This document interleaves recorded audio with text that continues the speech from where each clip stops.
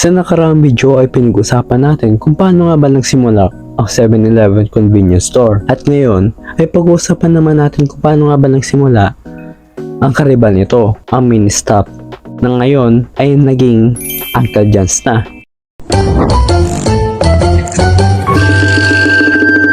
Hi guys, ako si Mark Butuhan and today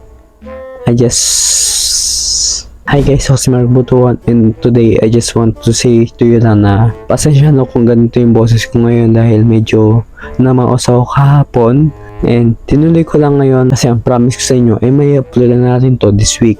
Dahil ngayon ay March 25, 2025 pa lang. Ang tanong, paano nagsimula ang mini stop?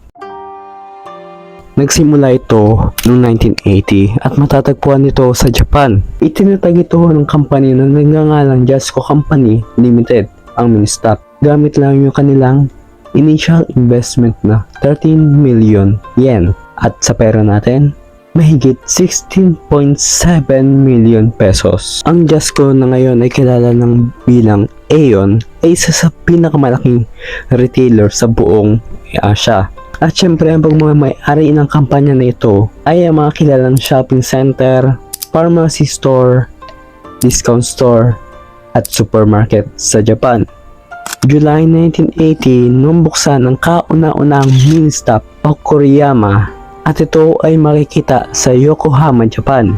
Naging matagumpay at pumatok ang mini stop sa mga Hapones. Kaya makalipas ang 5 years sa taong 1985 ay umabot na sa 100 store sa Japan. Taong 1919 nagsimula ang international expansion ng mini stop nang makipag-partner ito sa Miwon Trading and Shipping Company sa South Korea na kinikilala bilang Mini Stop Korea. At noong November 1919 nang binuksan ang unang mini stop sa Seoul, South Korea. Nagpatuloy ang tagumpay at paglaki ng mini stop na noong 1998 ay umabot na sa 1,000 store ang store na karamihan ay franchise.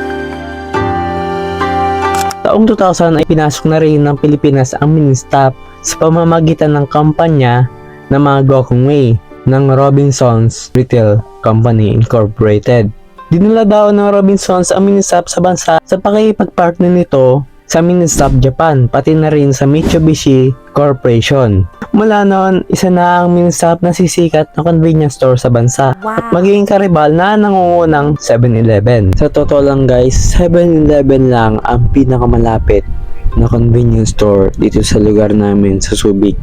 Pero ang alam ko naman na sikat din ito dahil sa mga iba't ibang pagkain na mabibili dito. At kasama na din dito yung kanilang bestseller na Uncle John's Fried Chicken. Sumikat ito dahil sa juicy na laman, crispy na balat, at masarap na lasa. Naging kaagapay din ito ng mga nagtitipid dahil sa abot kayang presyo na may kasama pang kanin. And guys, kung isa ka sa mga bumibili dito, paisip ka na ba? Sino nga ba si Uncle John's? Totoo nga ba siya? O gawa-gawa lang? So guys, bago natin simulan itong video na to, kung bago ka lang dito sa aking channel, huwag mong kalimutan mag-subscribe at pakiclick na rin po ang notification bell para lagi ka pong updated sa mga panibago kong ina-upload na video. So, back to the video. Sino nga ba si Uncle John's? Si Uncle John's ay base sa totoong tao at siya ay ipinangalan sa founder ng Robinsons na si John Gokongwei Jr. Ibinahagi ito mismo ng kanyang anak na si Robina Gokongwei. Ayon sa kanya, no 2006 pa lang nang unang ipakilala ang Uncle John's at ang nakaisip daw nito na ipangalan ay ang kanyang pinsan at dating presidente ng Mini Stop Philippines na si Bobby Go. Ito daw ay bilang pagpugay na rin sa founder. Maliban sa pagiging mahusay at respetadong negosyante, ang totoong Uncle John ay nakilala na rin as a pilantropo na bago mamatay noong 2019 ay pinamigay ang malaking parte ng kanyang kayamanan sa kawang gawa.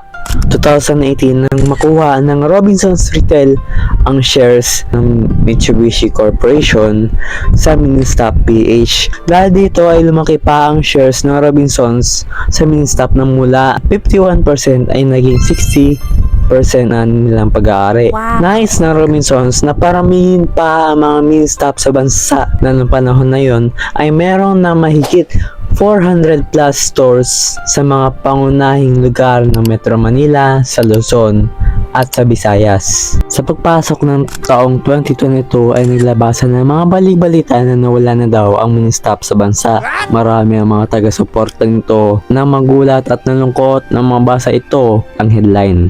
Pero ang tanong, ano nga ba talaga ang nangyari dito? Well, nagsimula ito noong 2018 nang subukang ibenta ng Aeon ang Ministop Korea. Dahil nga daw na nahihirapan na daw ito sumabay sa mga kakompetensyang convenience stores sa South Korea. Di gaya sa atin dito na kahit paano ay nakakasabay pa rin ito sa 7-Eleven. Taon-taon nga daw ay patuloy sa pagbaba ng kita nito hanggang sa tuloy na nakaranas ng pagkalugi noong 2020.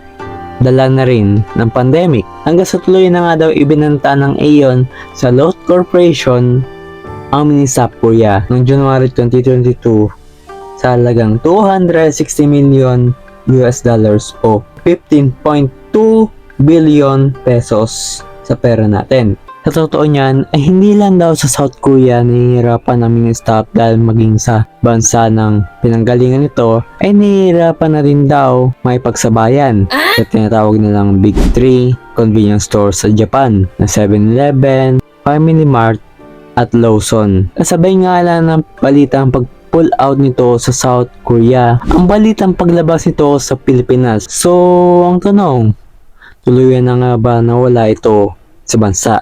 February 2022 na ibinenta na daw ng Ministop Japan ang 40% na pag-aari nito sa RCSI or Robinsons Convenience Store Incorporated ang may hawak ng Ministop Philippines. Dahil doon ay 100% ng pag-aari ng Robinsons ang mga Ministop sa bansa. Ibig sabihin nga ba nito ay hindi na mawawala ang Ministop sa Pilipinas? Well, sa kasamaang palad ay tuloy na nga raw na maalam ang pangalan ng Ministop sa bansa. Pero hindi ibig sabihin nito ay magsasara na ang convenience store ng Robinsons. Ayon sa kasunduan na Robinsons at Ministop Japan na hanggang taong 2022 lang daw pwedeng gamitin ang Robinsons ang pangalan ng Ministop.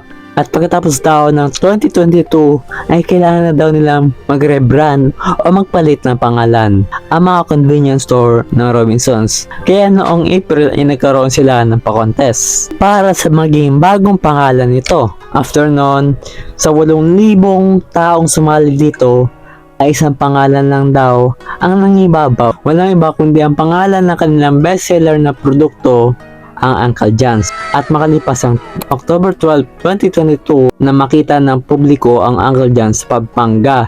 Ito ang dating Ministop na kauna-unahang nagpalit ng bagong pangalan. At pagkatapos ng taon na yon ay unti-unti na daw nagsusulputan ang mga Uncle John's sa bansang Pilipinas. Kahit wala na ang pangalan ng Ministop ay patuloy pa rin natitikman ang mga masarap nitong mga produkto. Gaya na lamang ng fried chicken sa ilalim ng 100% Pinoy brand. So ayun ang storya kung paano nga ba nagsimula ang Ministop at kung bakit nga ba naging Uncle John's ang pangalan nito.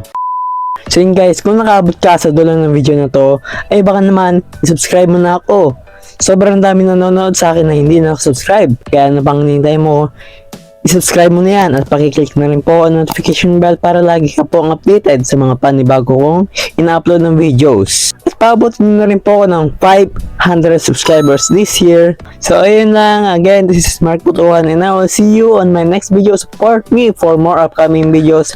Maraming salamat sa panonood. Goodbye and peace out. Bye-bye!